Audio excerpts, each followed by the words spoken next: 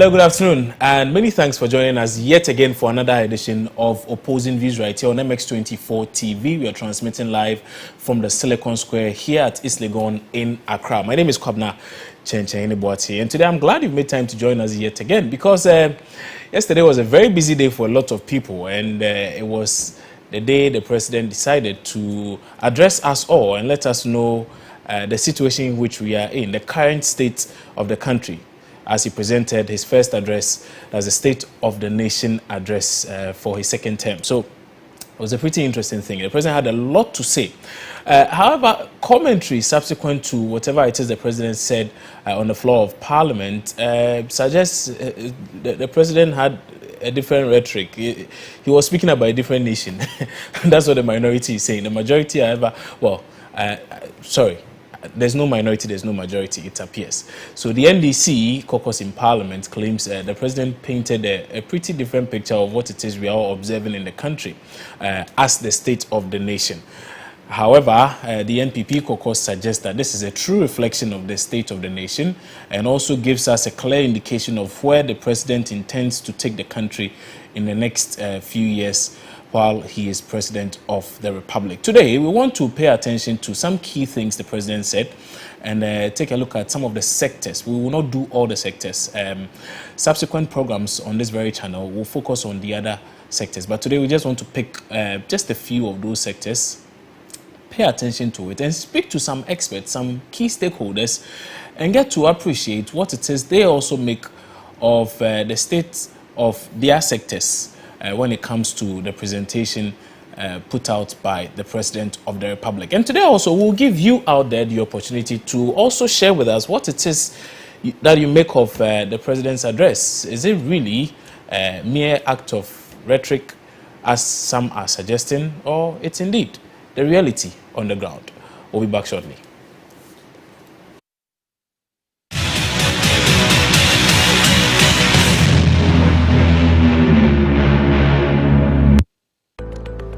What questions are on your mind? Does partisanship permeate every aspect of Ghanaian life? Can Africans truly run their own affairs without a need for foreign aid? Do you have absolute confidence in the ability of security agencies to come to your aid when you need it? Do the emergency lines in this country even work? For answers to these and more, join me, Noang Falong, on MX24 as I bring you the current affairs edition of Spotlight, Mondays and Wednesdays, 8:30 to 9:30 p.m.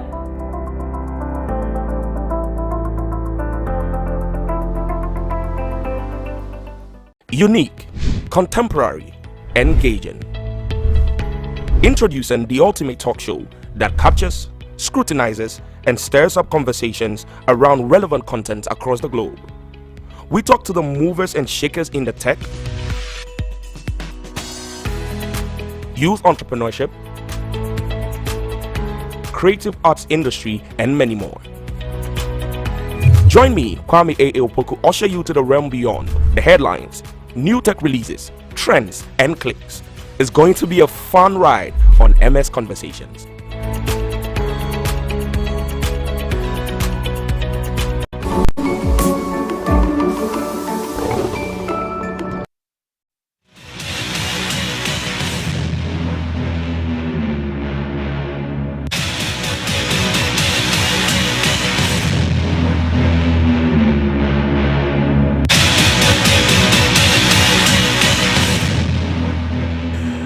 So you're welcome back, and like I said, this is MX24 TV. We are streaming live this particular show on Facebook, Twitter, also on YouTube, and the handle is at MX24GH, at MX24GH. If you have comments to share with us on the show as regards the President's address yesterday in Parliament, please feel free to share with us on those platforms, Facebook, Twitter, and we'll gladly read them and share your thoughts with the rest of the world.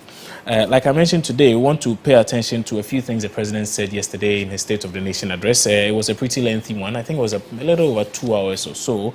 Many thought it would be a straightforward piece, about 30 minutes, but Some slept, woke up again. The president was still speaking. Others went to eat fufu, came back, and the president was still speaking.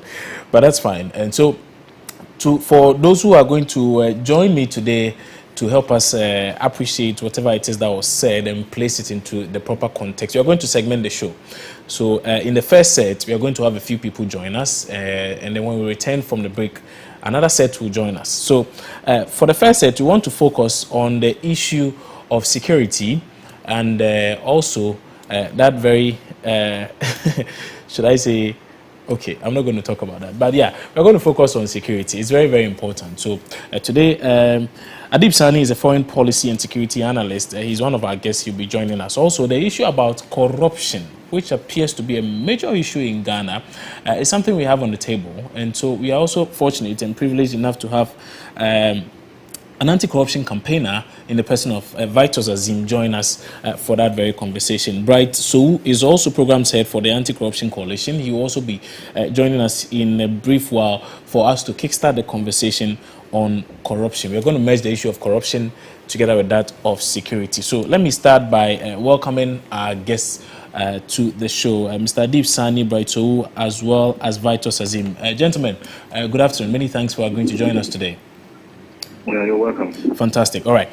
Subsequently, we'll have Niyama Adi also join us after this particular segment to help us appreciate a lot of the things that were said as far as education is concerned. Because if you paid attention to a lot of things the president said, education seemed to be a priority in there, and he raised a number of critical issues. One of such was even trending, the fact that the president said there's free access to internet elsewhere. I'll read the exact quotation for you, and then all the reactions that will come with it. But let's start with the issue of, let's start with I guess, the others who are ready to go with us now. Vitus Azim, like I mentioned, is an anti-corruption campaigner. Mr. Azim, let's start by first taking your initial reactions to what it is that the president said yesterday. Was it something you were expecting? Well, yeah, I think that these things, we've listened to this State of the Nation addresses over the years. And they always come, I mean, there are certain things that you always expect them to say. Most of the time, boasting about what they have done or what they have achieved in the past. And dodging the things that they have failed to handle, and then saying, making a few promises with regards to the rest of the year. So, well, that's how the presentation was. That's my initial reaction. So it was a praise singing ceremony for you, you say? No, I didn't say praise singing, but I say that usually they would start by, talking about their achievements in the past. Okay. They will more or less dodge the things that they have failed to do. They won't talk about them, and then they'll go ahead to make a few promises with regards to what they would want to do in the rest of the year. I didn't use the word praise singing, but if you want it that way, I just wanted to summarize what it is you said, but that's fine. And so then you'd say that the president went ahead to suggest a number of things that they've done specific to the area of corruption, for instance, in dealing with corruption. Among the things he said, he suggested that, for instance, they've resourced the institutions clothed with the powers of investigating issues of corruption and the like, so much so it's never happened in the history of the country. That surely is a good thing, right? Well, the funny thing is that I decided to be mischievous. I looked at the whole speech. I never came across the word corruption. That is true. Then I looked at the related words, and I came across accountability, which appeared twice, integrity, which appeared 3 times, and governance, which appeared twice. But I thought that these are very serious issues that have come up several times. Because no matter what good policies you have for a country, no matter how much money you have for the development of the country, if you are not able to handle corruption, if you are not able to instill integrity into your governance structure, if you are not able to ensure accountability, you will not succeed in implementing those policies to the satisfaction of the majority of the citizens. And so corruption should always come as the first. Of course, security is equally important because everybody wants to sleep and wake up the following morning without any harassment. That's true. So it's important that people have taken these 2 steps. But unfortunately, this was not what we saw in yesterday's State of the Nation address. But is it because you did not necessarily see the use of the word corruption? That's why there's a bit of a challenge for you, because whatever it is he said was specific to that. Of course, he did not use those exact words, but I mean, we are okay to use synonyms.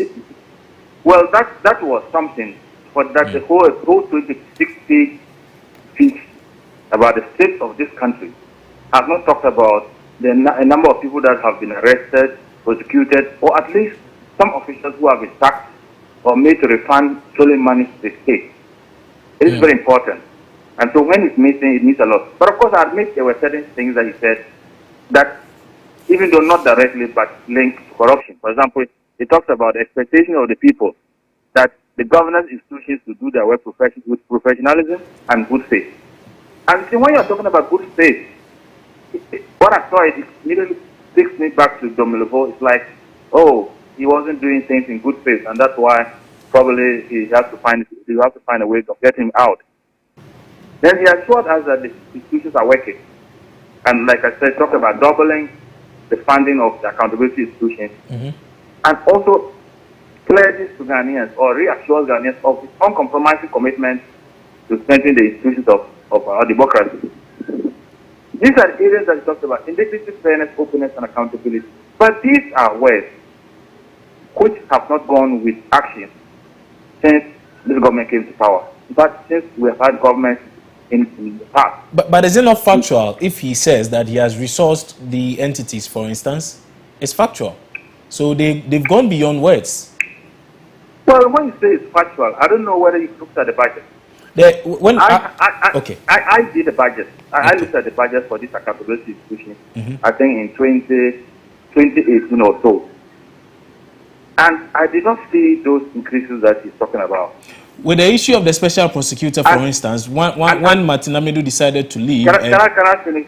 Okay, sure, go ahead. I looked at that, and even just the absolute figures, they were not higher. Some of them were not higher than previous years. But you may even have to look at the actual, in terms of pitching it against inflation. They were not that high. Besides, it's not enough to look at the budget allocations alone, because when you allocate resources to the budget, they are not necessarily dispersed. So the political person will come to Parliament and will call those figures out. But by the end of the year, when you ask some of these institutions as regards what they got, you will be disappointed. So when you say factual, I don't know the figures with you, comparing to previous years before you arrive at that position. But I have looked at 2017, 2018 budget figures, and so on and so. Now you are moving to Office of Special Prosecutor. You agree that the law was passed in 2017. So one would have expected that a budget would have been made for the office in 2018. No budget was made for 2018. It was only in 2019 that there was a budget. And even that, halfway through the year, the Special Prosecutor himself said that the money has not been released. Yes, I think he got 28 million or something after half of the year. So the word factual, when it comes to resource allocation and disbursement, I have suspicions about that. It's the State of the Nation address for this particular year, so it would of course take account a number of things that happened last year, and most likely this issue of budget you speak of would have been resolved within the period last year up until this year, I would think. But that's fine. Those are your comments on this. Let me rope in now, Bright. So he's programs head for the Ghana Anti-Corruption Coalition. He's also joining us in the conversation. Mr. So, good afternoon. Many thanks for joining us, sir. Good afternoon to you, sir. Good afternoon to your listeners. Fantastic. Good afternoon to my former chief of party, Mr. Azim. I've been listening to him. Great. And we're glad you made time to join us, though. Mr. Azim started by sharing his thoughts on what he makes of the president's speech, and then he went on to espouse a lot more views. Perhaps we could use that same format as well. What are your initial thoughts on what it is you heard yesterday? I think the president is telling us two paragraphs when it comes to the issue of anti-corruption proper. He talked about their resourcing of anti-corruption institutions, doubling of their budget. And he did speak about the fact that he expects the leadership of those institutions to work with professionalism and in good faith. It's pretty interesting hearing that. But to be honest, I would have been surprised if he had a lot more to say on anti-corruption. Well, is that to suggest he hasn't done much when it comes to the area of corruption, fighting corruption? In my view, you need two things to fight corruption. You need institutions and you need leadership. We've done quite well as a nation on the former, not so well on the latter. When I talk about institutions, I'm referring to the laws, I'm referring to politics, I'm referring to organizations, I'm referring to logistics, I'm referring to human resource capacity. All of that comes under institutions. So yes, you need somebody who is into institutions to be mandate. They are going to work to the best of our ability.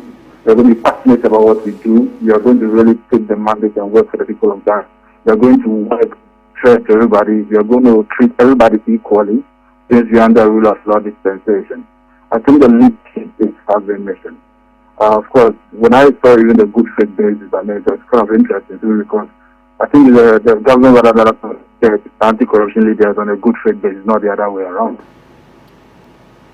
So you think the government is rather not dealing in good faith? I've heard a lot of people say the president is preaching one thing, but the reality on the ground is that supposedly some members of his government have managed to hound out the special prosecutor that came in to help fight corruption, and also Domelevo as well, who has actually been asked to go home because, of course, according to the presidency, the available information suggests that he is of retirement age and must necessarily go home and the like.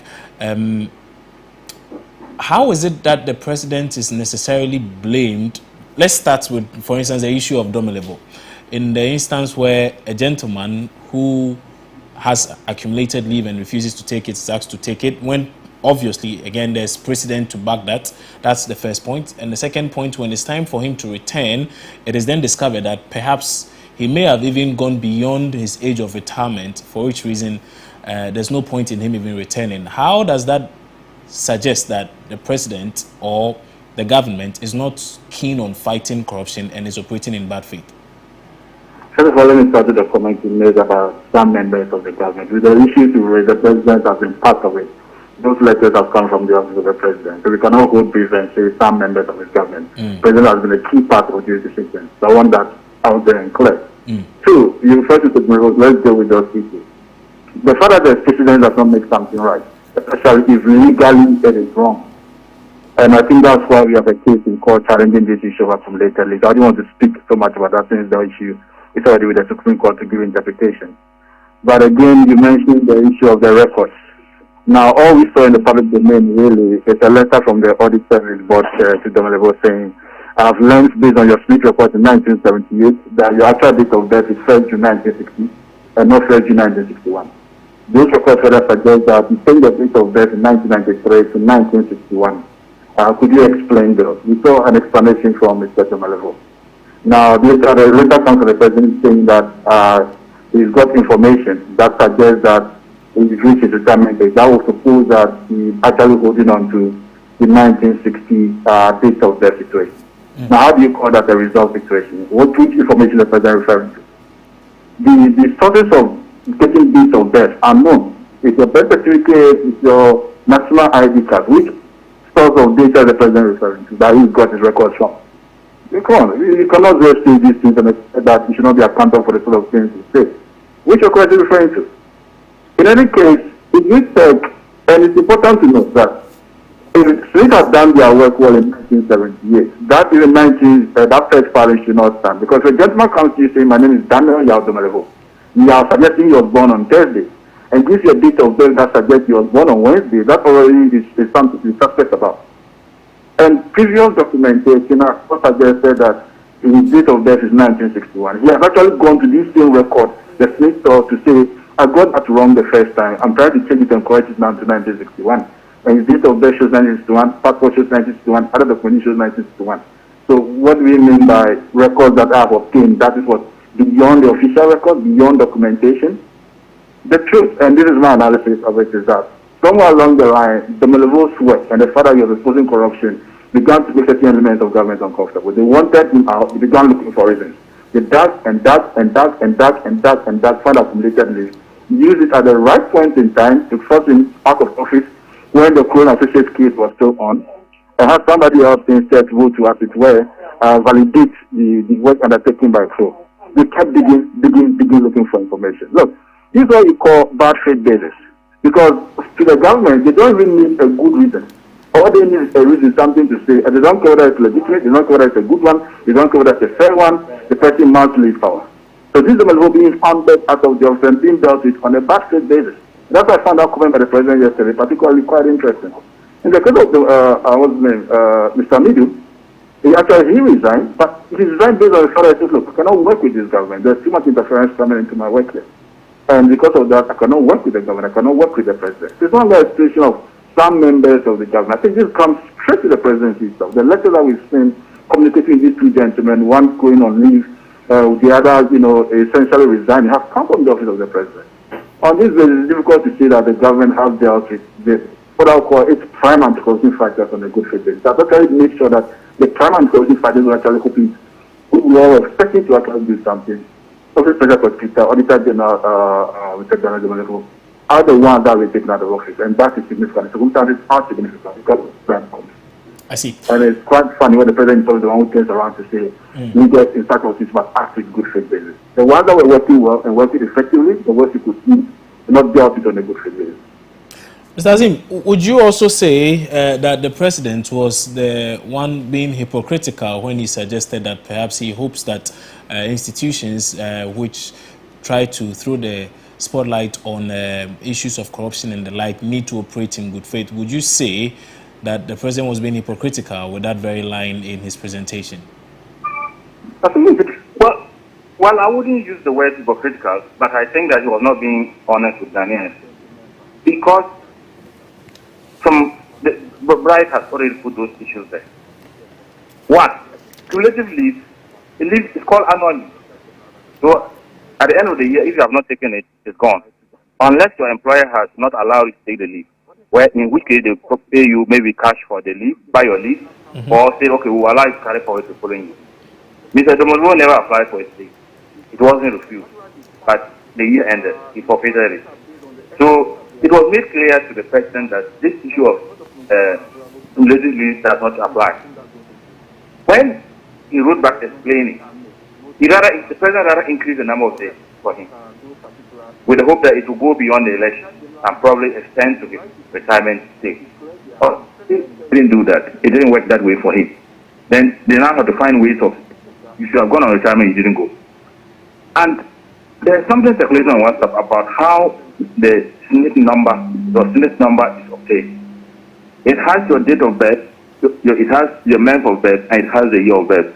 And that his number shows that he was born on 1st June 1961, which means he's yet to go on retirement at the end of May.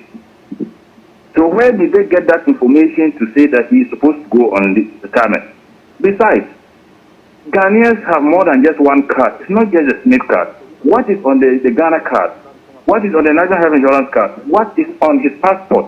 What is on his driver's license? Did the president even make an attempt to look at this identification number card before just quickly jump into the conclusion that he should have gone on retirement, so he's deemed to have gone on retirement, so he should go? Definitely, somebody fighting corruption, especially this man's performance, what he has done for this country, the president could have even said, oh, you have done very well, even though you are 60, we are willing to give you another 2 years. They have given extensions to people 2 years, 2 years, and 5 years.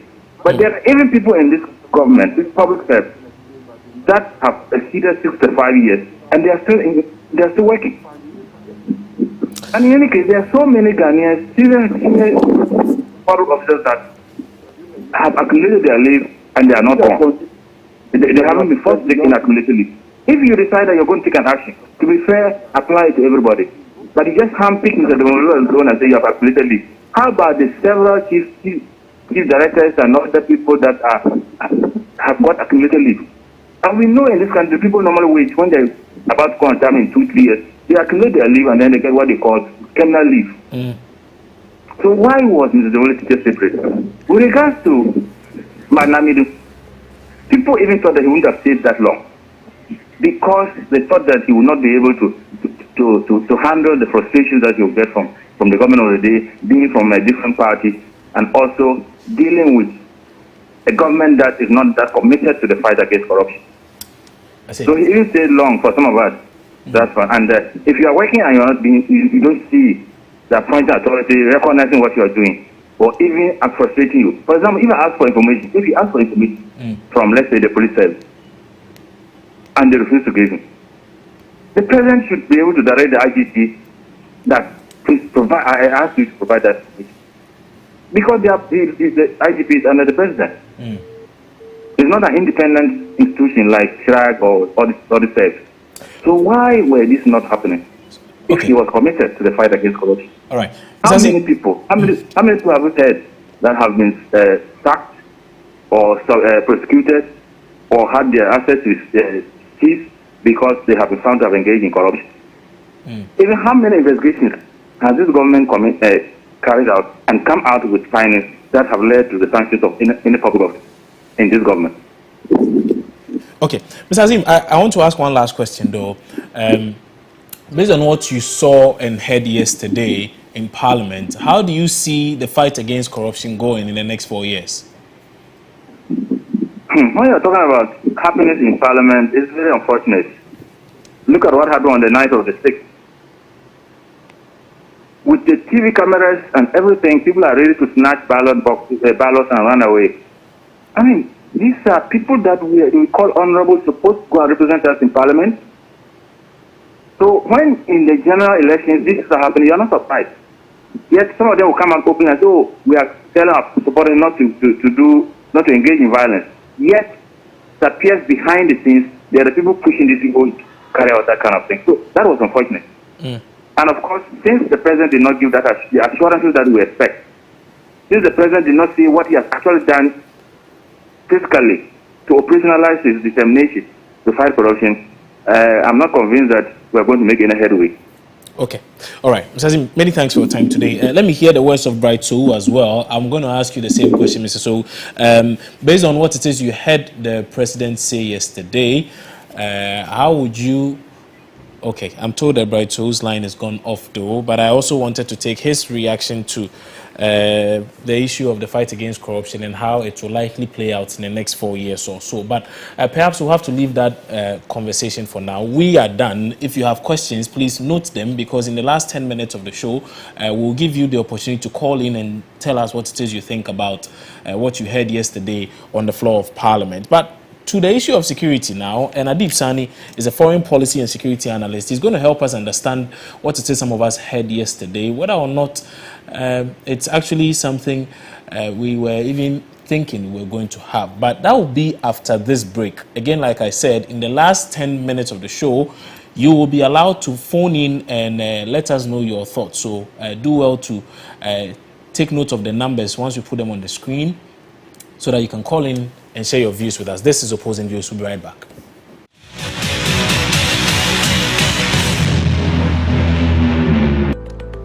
What questions are on your mind? Does partisanship permeate every aspect of Ghanaian life? Can Africans truly run their own affairs without a need for foreign aid? Do you have absolute confidence in the ability of security agencies to come to your aid when you need it? Do the emergency lines in this country even work? For answers to these and more, join me, Noang Falong, on MX24 as I bring you the current affairs edition of Spotlight, Mondays and Wednesdays, 8:30 to 9:30 p.m.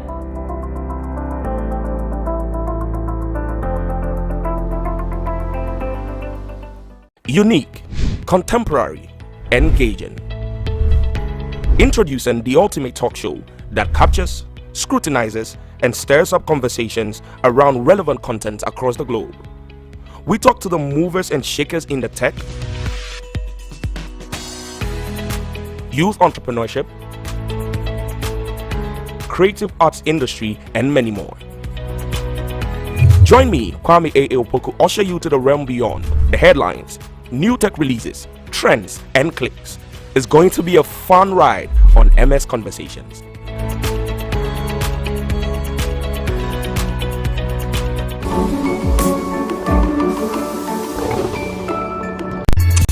Hey Jack, information will react you, and the way information they, that be why you for join me on MX24. See, wherever the topics they, the stories they on social media, we are going to comb through the annals of the internet. We will disintegrate all the topical issues on social media. You see, when it comes to social media, you know you know how we do it, right? So yes, join the conversation because you know what, it is about to go down.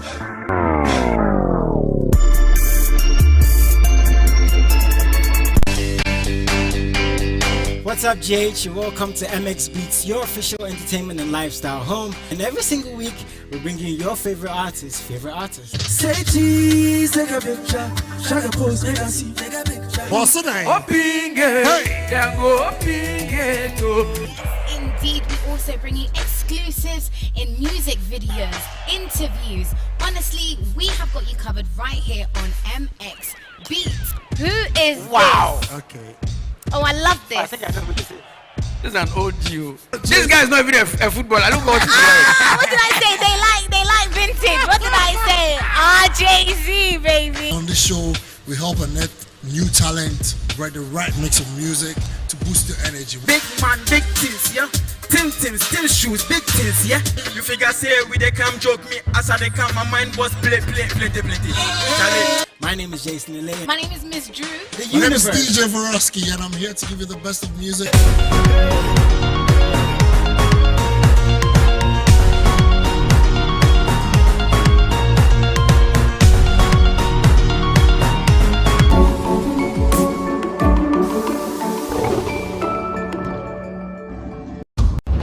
There's $1 million on the line. Every move is money. Every point is priceless. Welcome to World of Dance. That is what you call setting the stage on fire.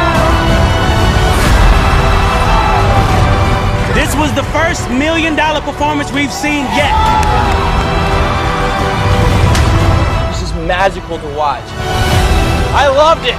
Oh, I loved it. Again, World of Dance, another level. This could be one of the best moments of my life. I need you to remember we're scoring out of 100.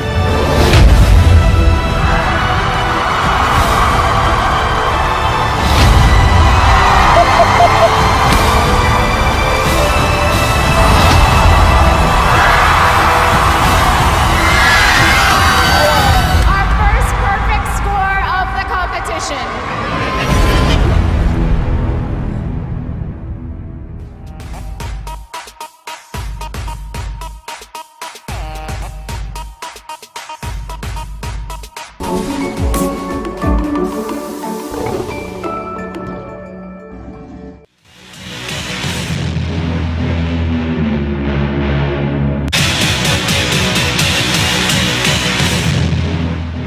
Yeah, welcome back to Opposing Views right here on MX24 TV, and it's time now for us to delve into the other issues also pertaining to the State of the Nation address which occurred yesterday. Again, the president said some very interesting things, particularly as regards, should I say, education.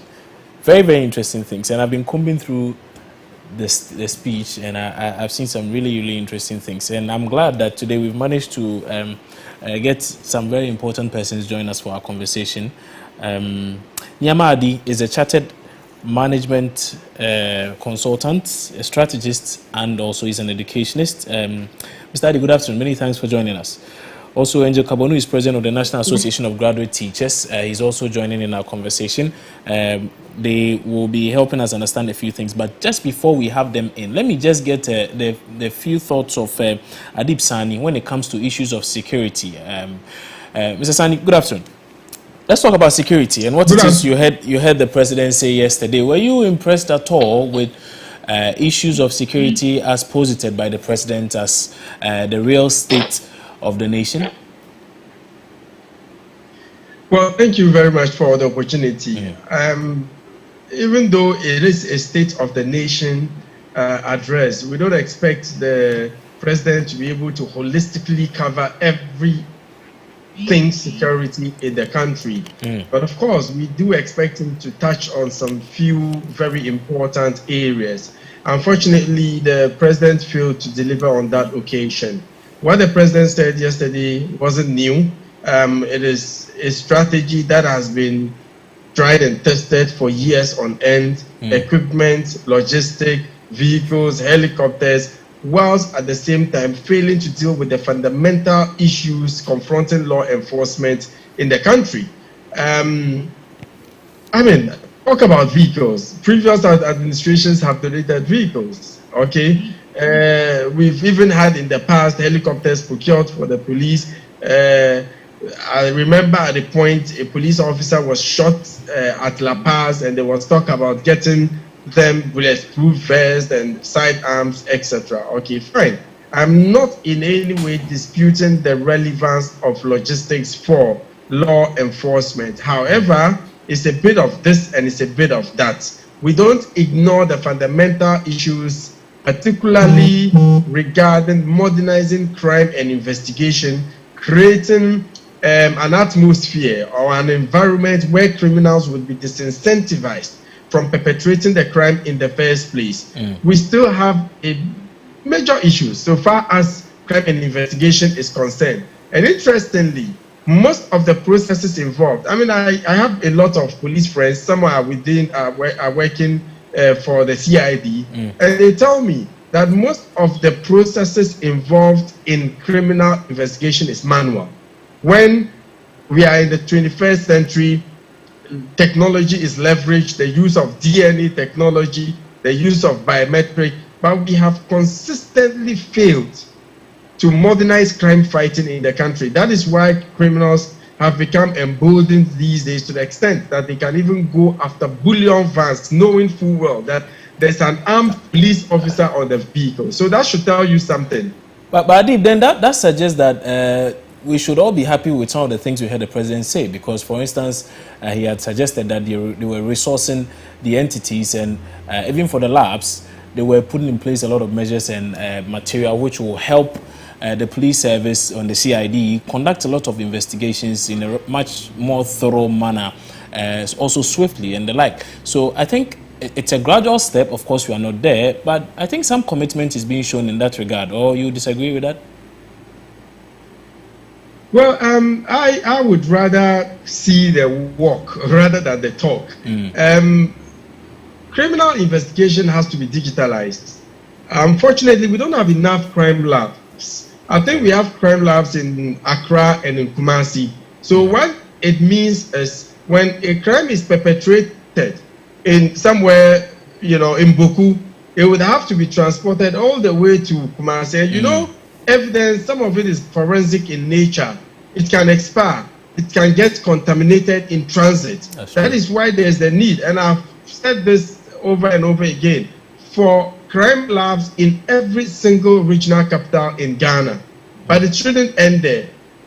Officers would have to be trained to have the forensic know-how to be able to make sense of crime scenes. But most importantly, and this is so important, in Ghana, when crime is perpetrated, who are usually the first responders? Is it not the police? Indeed. But we have constricted the training to just the forensic team. So I think that we need to give training to all police officers, oblivion of which unit, whether you are with the CID, you are with the FPU, you are with the Motor and Traffic Division. So at least they would have some little knowledge about preservation of the integrity of crime scenes. Unfortunately, a lot of them don't know. So when they get to the crime scene and see a dead man with rat poison beside him, they assume it's suicide, right? Yeah. Or they see someone dangling from a tree, they assume it's suicide. They should be made to understand, to be able to analyze crime scenes and not contaminate it like we see often, which I must say usually throws the investigation process off gear. I see. I've heard a few people suggest that the government must be commended thoroughly, for that matter, for trying to deal with the issue of insecurity in a lot of ways. A number of people initially had suggested there were issues with security, particularly in 2017, 2018, thereabout. But as of now, many say that the government appears to have done enough to allay the fears of Ghanaians and even foreign nationals resident in Ghana. How would you say the government has done when it comes to the issues of insecurity? Well, when the president was first elected in 2016, one of the first appointments he made is the National Security Minister, which obviously was indicative of the importance he attaches to security, which I must say was very commendable. Under this administration, we've had the drafting, even though it's not been passed yet, of the National Security Strategy. I have been an ardent advocate for us to plan the future of our security rather than deal with it on ad hoc basis. We usually wait. When something happens, then we deal with it locally. When an MP is attacked, then we deal with it within the confines of Parliament rather than the broader community security approach. So with the development of the strategy, I think it would help to a very large extent. And we've also seen the review of the security and intelligence agencies. In the past, you don't know who does what. BNI, as it was formerly called, now the National Intelligence Bureau, CID. Usually, because it wasn't clearly defined, it was shrouded in confusion and diffusion. Now, with the new Security and Intelligence Agencies Act, it clearly defines what their various roles are. And of course, the composition of the decentralized security councils also is being taken care of. However, in the midst of all of these, the question is, to what end? What have we been able to achieve from all of these interventions, including the CCTV cameras you see all over the place? Unfortunately, according to statistics by the Ghana Police Service, according to the U.S. Department of State in their travel advisory warning to Ghana published in 2019, and the latest one published in September 2020, according to World Bank and many other sources, crime is actually on the increase from 2017 to 2020. On an annual basis, we have over 500 Ghanaians murdered. A lot of these cases go uninvestigated, and those that are even investigated, closure is not brought to their families. There are a lot of high-profile cases that we don't seem to be making sense of. Fennec Autry, JB Dankwa, Madam Josephine Asante of Gapoha, Amestuali, etc. So these are legitimate questions we need to be answering. What is the problem despite all of these commitments by government? The answer is straightforward and it's simple. The height of incompetence, so to speak, is doing the same thing over and over again, expecting a different outcome. So what in essence this means is the approach we are taking is not really, it might help to some extent, but it's not the best. And so for us to change the approach rather than just constrict it all to, so you are saying when it comes to the issues of security, the Akufo-Addo government is highly incompetent? Well, I wouldn't say they are highly incompetent. That would be very unfair.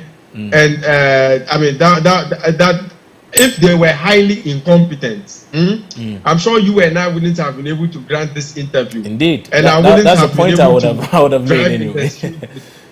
Exactly. But what I am saying is, perhaps I would have to use a better word. But what I am saying is, a lot more can be done. All of these procurements that is happening is not translating in the crime figures. It's just like a project. When you're running a project, there are project development goals. By the end of this project, I should have been able to move 10 people out of poverty. However, by the end of that project, if you buy private jets for each of the 10 persons, yet you are not able to lift them out of poverty, what does it mean? The project has failed.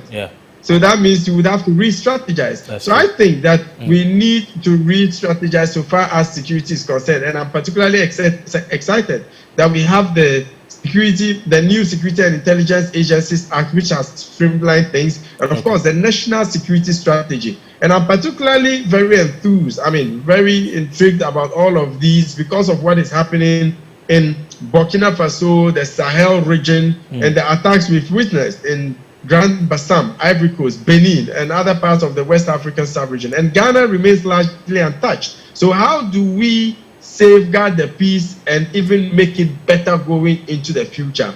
All lies in re-strategizing. Okay. All right. Many thanks for your time today on the show. And Adib Sani is a foreign policy and security analyst. We're really grateful you took time off to join us in this conversation. Time now for us to focus on the issue of education.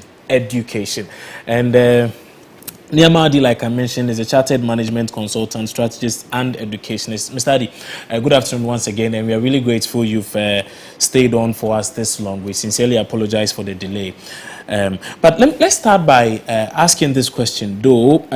In one of the things I saw in the statement, the president made allusions to the fact that the government through WAEC was going to ensure that a lot is done in the areas of examination leakage and malpractice and the like. I saw that to be a bit strange. Is this such a big issue for which reason it must feature in the State of the Nation address? Is it the most topical thing in education in Ghana today? Maybe I'm wrong, though.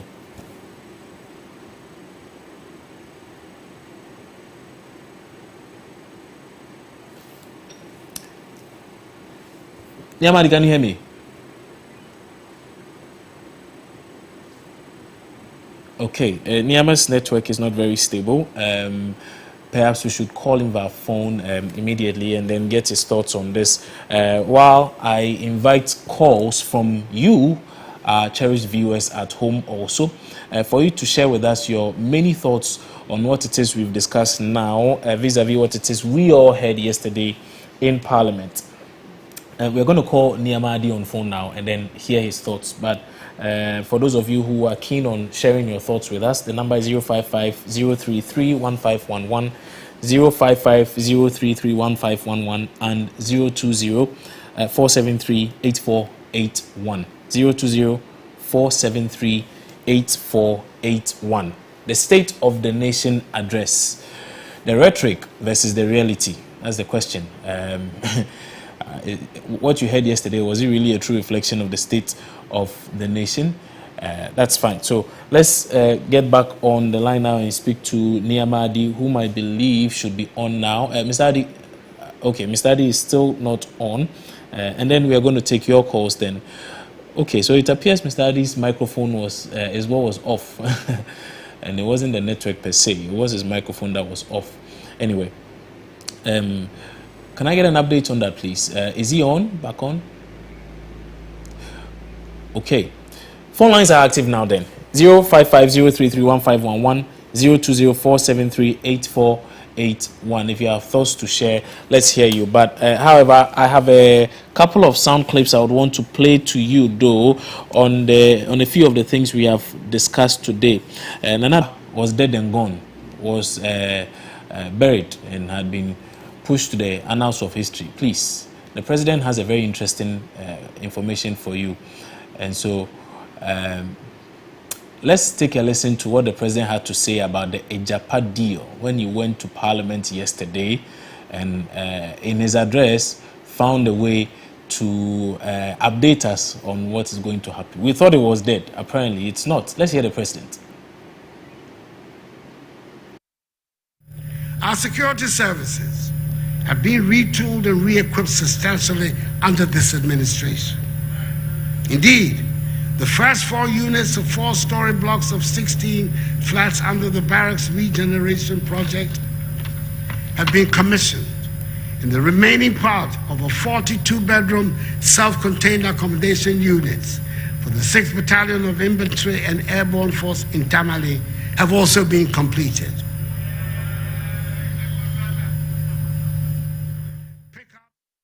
Okay, so this was the president on the issue of security. The Ejapa deal, that very sound clip, will be brought to you this evening when we watch the news. And subsequently, when you watch Spotlight with Noon Falong, we'll bring you that very one. It was pretty interesting what it is he had to say. But the summary of all of it is that it's not dead and gone. It shall be back. Let's go to the phone lines now. Omar, you're calling us from Akufo-Addo. Omar, good afternoon. Good afternoon. Boss, I'm actually calling from Dodowa. From Dodowa, okay, that's fine. Let's hear you, Omar. Yeah. I think the ordinary Ghanaian should be getting tired of hearing so much unrealistic issues when you are supposed to hear the state of the nation. We live in this country. We, the ordinary person, make together this state. We are getting tired of people telling us about things from Bahamas and things. I think we don't live in Ghana. This is our nation. We must start to get serious for once. For once, let us be honest with ourselves. I met the president, I listened from A to Z yesterday. I wonder where he lives. I don't know, maybe somewhere in Malta. But if he lives in Ghana, he should have told me something about the electricity issue. He should have mentioned something about the national debt. You know, it's just like he rather mentions things that are so trivial. You know, and important things are not spoken about. And this is the state of the nation he thinks, or the state of his mind. I don't know. Okay. God help us. All right. Omar, many thanks for your thoughts. Omar from Nana's address. That's fine. And Nanama is from Accra. Nanama, good afternoon. Okay, Nanama's line has dropped there. We'll take a few more calls from you. 055-033-1511 and 020-473-8481. Share with us your thoughts on the State of the Nation address, what it is that you make of what the president said. Today also, we've had a few people join us to share their thoughts on what they also heard and what they make of it and how perhaps it may or may not translate into what is expected in the next 4 years of the Akufo-Addo presidency. We'll see how that plays out. But again, your thoughts are welcome.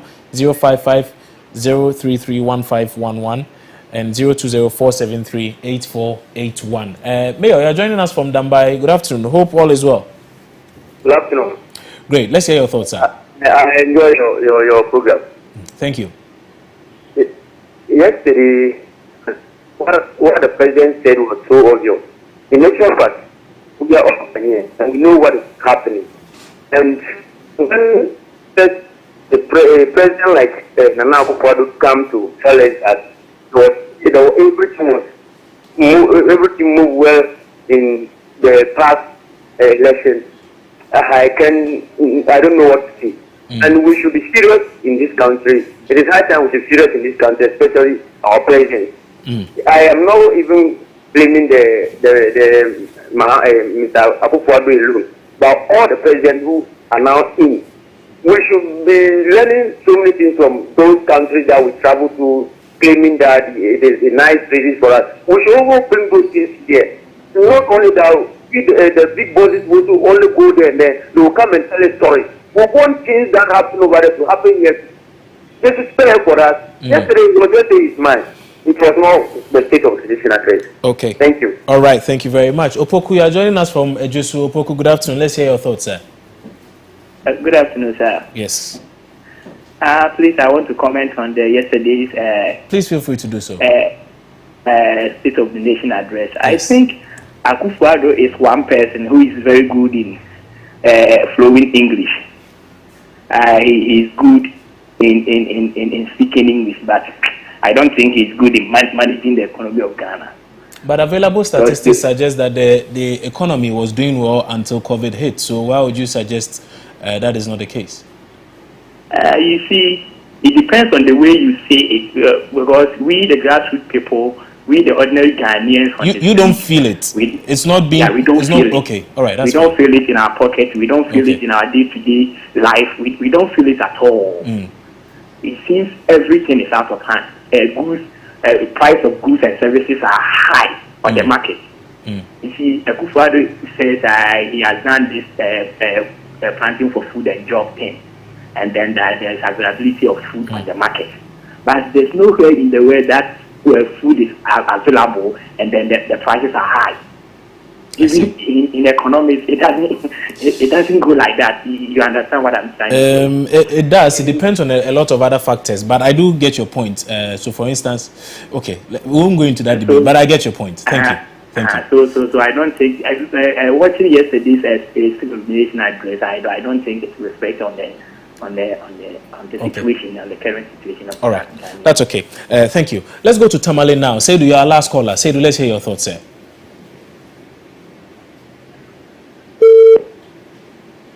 Seidu, good afternoon. Good afternoon. Yes, let's hear your thoughts, sir. Yeah, my problem is that the way or the criteria they have recruited officers into the Ghana security system. I don't think that was the best. The president has done well by recruiting people into the security services, such as prisons, police, immigration, fire services, what have you. According to some sources, the officers will be at the station, then they realize some people have not trained them on the job. Right. They do not get the requisite training at the various training schools. And as a result, what kind of security personnel are we bringing up? People are not trained at the training center. They are rather brought to the station. Police, they use them on the street. They train them there. Fire service, the person is supposed to go through some technical activities before the person passes out full-fledged as an officer for police work. Prison officer trained through the training, go for practicals and come back. But unfortunately, they will be on the practical for very long time before they go to the depot, they pass out. They may know the practical, but the theory of the work,